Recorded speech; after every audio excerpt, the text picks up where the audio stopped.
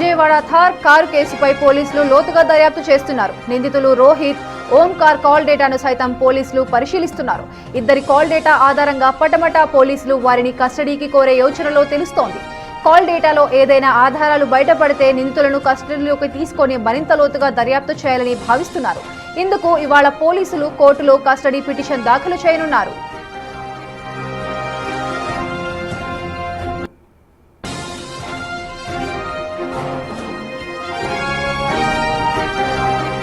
మరోవైపు నిందితులు రోహిత్, ఓంకార్ కోర్టులో ఇప్పటికే బెయిల్ పిటిషన్ దాఖలు చేశారు. ఇవాళ కోర్టులో విచారణ జరిగే అవకాశం ఉంది. హై ప్రొఫైల్ కేసు కావడంతో పోలీసులు ఈ కేసును జాగ్రత్తగా విచారణ చేస్తున్నారు.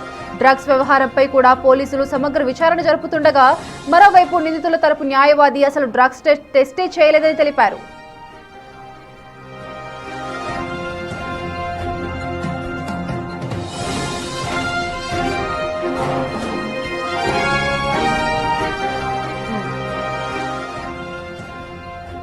ఇవైతే థార్ కార్లతోని ఆల్మోస్ట్ ఇంకా చంపేసుకుందామనే స్టేజ్ వరకు థార్ కార్లతోని ఐరన్ రాడ్లతోని ఆ రాత్రి కొట్టుకున్నారో, విచక్షణ రహితంగా రోడ్డు పైన వాళ్లకేం జరుగుతుంది అన్న కాన్షియస్నెస్ లేకుండా, ఎదురుగా వచ్చే వాహనాలకు మనుషులకు ఏం జరుగుతుందన్న కాన్షియస్ లేకుండా ఇద్దరు యువకులు రోడ్డుపై థార్ కార్లతో చంపేసుకోవాలి అన్నంత కోపంతో వాగ్వాదానికి దిగారు. ఈ వాగ్వాదానికి కారణం వాట్సాప్ మెసేజెస్ నుంచి వచ్చింది అన్న సమాచారం ఉంది. ఇక ఇదే అంశంపై మరింత సమాచారం మా ప్రతినిధి శివ అందిస్తారు. శివ, చెప్పండి.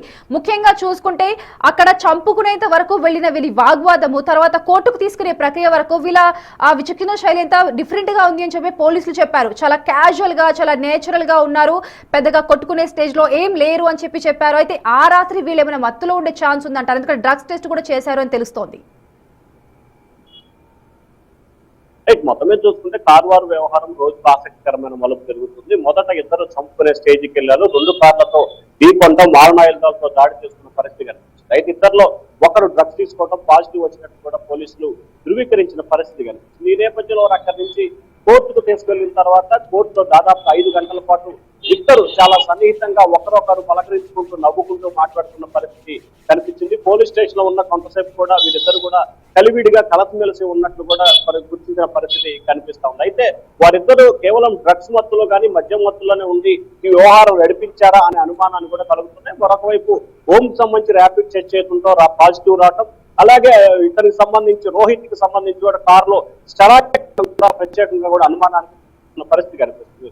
మరొక వైపు వీరిద్దరు సెల్ ఫోన్లకు సంబంధించి కూడా రికవరీ పెట్టి వారి దగ్గర నుంచి డేటా సేకరించే ప్రయత్నం చేస్తున్నారు. సో ఆ డేటా సేకరించే ప్రయత్నంతో పాటుగా ఇవాళ రేపట్లో వారిని కస్టడీకి తీసుకునే అవకాశాన్ని కూడా పరిశీలిస్తున్నారు. వారిద్దరిని కస్టడీ తీసుకుని లోతుగా విచారించాలని చెప్పి పటమట పోలీసులు అయితే భావిస్తున్నారు. మరొక వైపు ఈ కేసుకు సంబంధించి తమకు బెయిల్ ఇవ్వాలని చెప్పి కూడా నిన్న సాయంకాలం ఇద్దరు నిందితులు కూడా ఎన్టీఆర్ జిల్లా కోర్టులో బెయిల్ పిటిషన్ దాఖలు చేశారు. పిటిషన్ ని ధర్మాసనం అయితే విచారణకు స్వీకరించింది. మరి ఇవాళ రేపట్లో విచారణకు వచ్చే అవకాశం కనిపిస్తోంది. విచారణకు వచ్చిన తర్వాత దీనికి కౌంటర్ వేయమని పటమట పోలీసులకు ఆదేశాలు జారీ చేసే అవకాశం కనిపిస్తోంది. ఈ లోపల పటమట పోలీసులు కౌంటర్ దాఖలు చేయడానికి ముందుగా కస్టడీ పిటిషన్ దాఖలు చేసే అవకాశం కనిపిస్తోంది. మరొక వైపు హై కేసు కాబట్టి కూడా ఇటు పోలీసులకు సంబంధించి కావచ్చు, ఇటు రాజకీయ నాయకులకు సంబంధించి కావచ్చు, ఇటు మిగిలిన అంశాలకు సంబంధించి కూడా చాలా హై ప్రయారిటీ ఉన్న నేపథ్యంలో ఈ కేసుకు సంబంధించి లోతుగా సమగ్రంగా దర్యాప్తు చేసే అంశాన్ని కూడా పరిశీలన చేస్తున్న పరిస్థితి కనిపిస్తా ఉంది. సో ఈ నేపథ్యంలో ఇవాళ రేపట్లో కస్టడీ పిటిషన్ వేసి కస్టడీ కోరే అవకాశాలు అయితే కనిపిస్తా ఉన్నాయి. Right, thank you Shiva.